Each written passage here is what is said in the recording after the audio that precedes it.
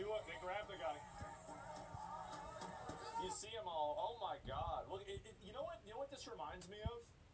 It reminds me of a zombie movie. It does. This is like a fucking. This is like The Walking Dead. Oh my God! Why is this allowed to happen? The reason why it's allowed to happen is because the people that run the government there agree with these people that are out in the streets being violent, so they refuse to actually put police on the ground to stop them from doing this. Basically, they're given free rein to terrorize the other populations of people that disagree with them, and the government just turns a blind eye to it. And this is the way that authoritarianism is wielded in a way that is passive. So, like being authoritarian can happen in two different ways. Number one, you can enforce the rules like brutally, and number two, you can enforce the rules unequally.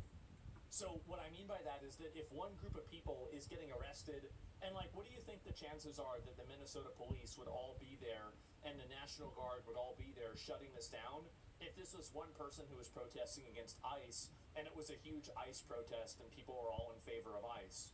I think that they'd instantly have these people over there, right? They totally.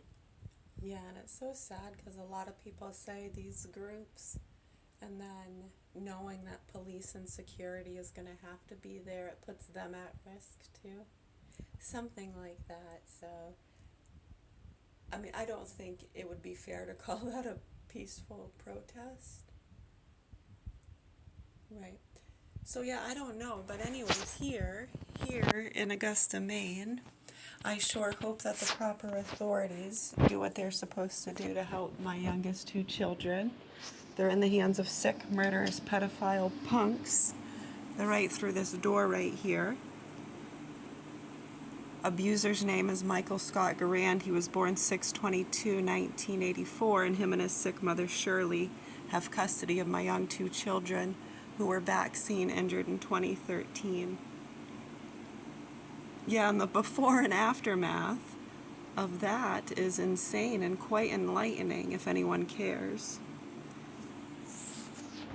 Yeah, don't do us any favors. We're concerned about the children and exposing these networks and how these punks get away with making child and animal pornography and abusing little kids and getting protected by sick, stupid activists that set up these kind of events. And they make money off of that too.